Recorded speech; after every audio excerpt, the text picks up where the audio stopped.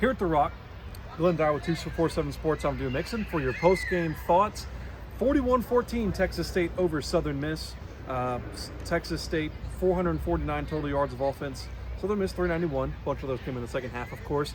Texas State comes in and does what we really all thought they were going to do, Glyn. We thought that they were going to be able to move the ball on Southern Miss. One of the questions we had was whether or not Southern Miss could get turnovers and whether or not Southern Miss could stop them in the red zone, and it turned out that they didn't. And so, to me, Glyn, at least, the 41 is not, like, shocking. Right. Like, I think, what was your final score, 38-31? Yeah, 38-31. And then I had 45-31, so we thought Texas State was going to get their points. To me, the shocking part is the 14 for Southern Miss against this Texas State defense that statistically is one of the worst in the Sun Belt. Now, of course, we would be remiss if we didn't cover Brilen Braxton, but first, first let's go through that. Brilen Braxton, game time decision is listed by the Sun Belt Availability Report.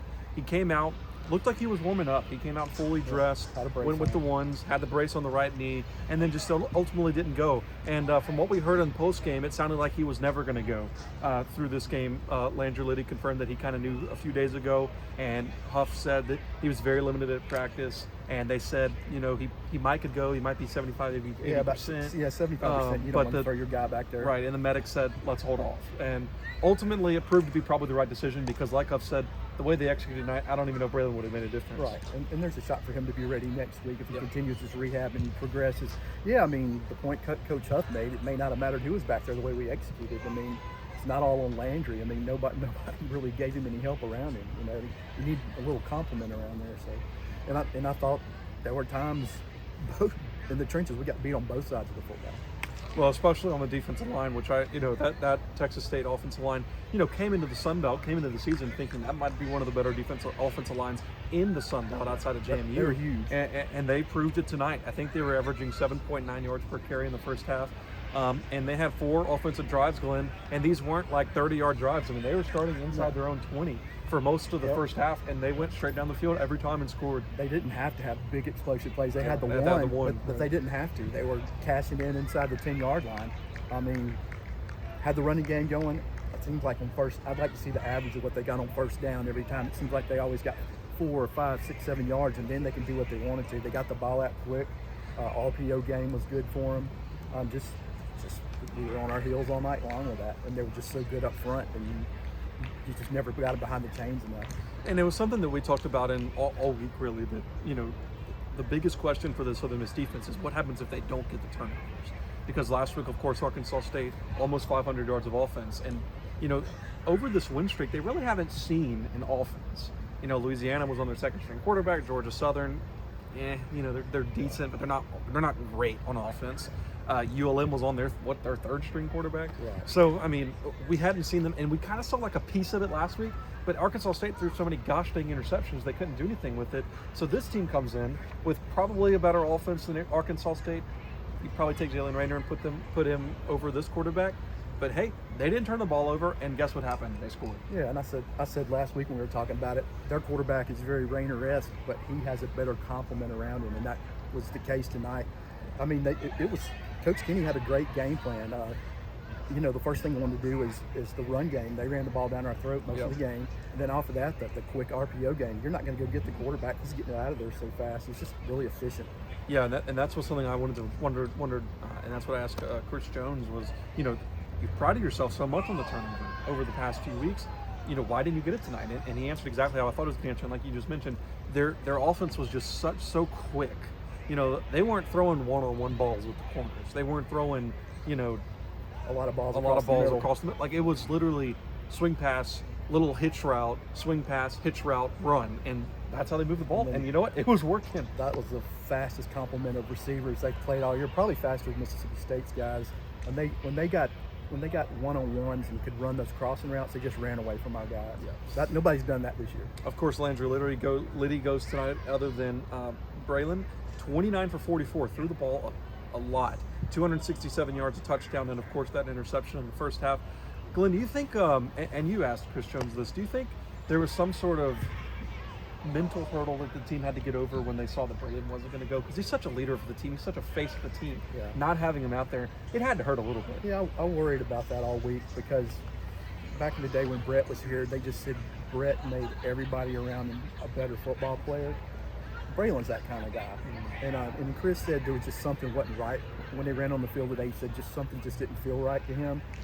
And I think that was a lot of it. You don't have your ace, your general, the face of the team, the guy you can look to in tough times. That guy wasn't out there. I mean, he was on the sidelines, but that's different. And to his credit, I mean, he was hyping up. He was going over to Liddy almost every possession and hyping him up. But there's still a difference of doing that on the sidelines and doing it in between the end zones. Yeah.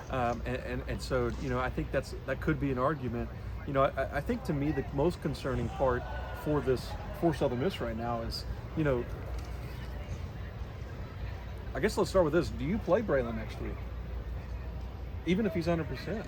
Unless he has a misstep this week physically, I feel certain he's playing next week.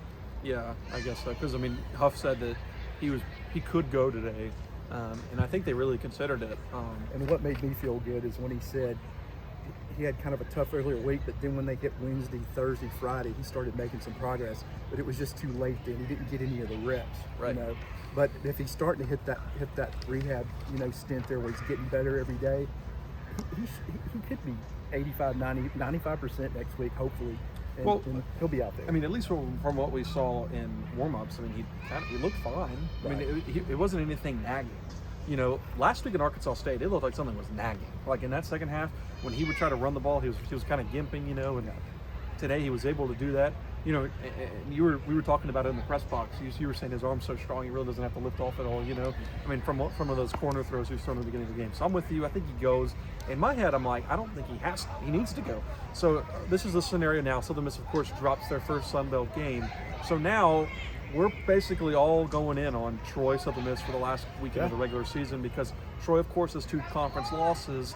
They play Georgia State next week, and Southern Miss plays South Alabama. Both those squads, South Alabama, Georgia State, not very good. So it's pretty logical to assume that both teams would advance to that last weekend. Troy wins, they make it to the championship game. Southern Miss wins, they make it to the championship game. So, win or lose against South Alabama, I don't know. I feel like I want Brilen 110% for the Troy game. Yeah, But he's such a competitor. How do you tell him no? That's kind of what Huff was saying. Yeah, and if he's healthy enough, you want him out there knocking the rust off. So yeah. We'll see. I don't know. I guess one more thing, Glyn.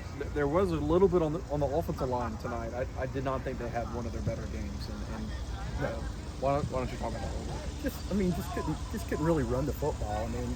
I'm the guy who wants in the run game on first down to get that dirty 4 or 5 or 6. They just couldn't get that going. And then when you're putting a guy who hadn't played all season over and over and over again, and they couldn't convert third downs, that was tough. They couldn't sustain anything. So. And they were in third and long a lot. Yeah. A lot. And that's just not fair to, they can't blame that on Landry. He hadn't played all year. The guy's back. You need some help. Yeah, and you could see some of the, inexperience a little bit, because there were some guys who were just wide open, and he just, Well, that's when I said to Coach Huff, do you think his eyes were right tonight? And maybe he'll see it in the film, but I got a vantage point at the top of the stadium watching. I just saw where sometimes Landry would check down, and there's a guy standing 30 yards down the field just waiting for the football, and he just didn't see it. Yeah, so obviously Brilen's health is probably the most concerning part for Southern Miss fans. I personally think after listening to it tonight, he's going to be fine, and he probably could have gone tonight, so I think that's good news. To me, on the defensive side of the ball, I don't think they're going to see an offense like that again, so it doesn't concern me until, of course, if they were to play James Madison. JMU will be a lot like that. Right, but I don't think South Alabama or Troy poses those threats, so that to me isn't as concerning as Brilen's health. But all in all, I think it's one of those games you just kind of throw away the box score and you move on. Well, the main thing is, Coach talked about it, they've been getting away with things, getting away with penalties, getting away with drop balls. It all came, to roost tonight. Yeah. You've got to be better. Don't commit these stupid penalties. Make catches when you have to. Make tackles when you have to. They missed a lot of tackles tonight. So they got some things to clean up, and he sound like, I wouldn't be shocked if they're out there tomorrow going out and fixing some things. So. For sure. Well, it was a certainly interesting game. 41-14, Texas State over Southern Miss. Southern Miss falls to 7-3, 5-1 in Sun Belt, so they still control their own destiny to get to the Sun Belt championship game. We'll be back on Tuesday for after hearing Coach Huff to see what he has to say after watching the film and everything, and getting to talk to some players as we always do. and then next week, obviously in Mobile for a 2:30 kickoff out there at South Alabama. For now, that's Glyn Dyar with 247 Sports. I'm Dima Mixon. Thanks always for watching. Subscribe if you want to, and we'll see you on Tuesday.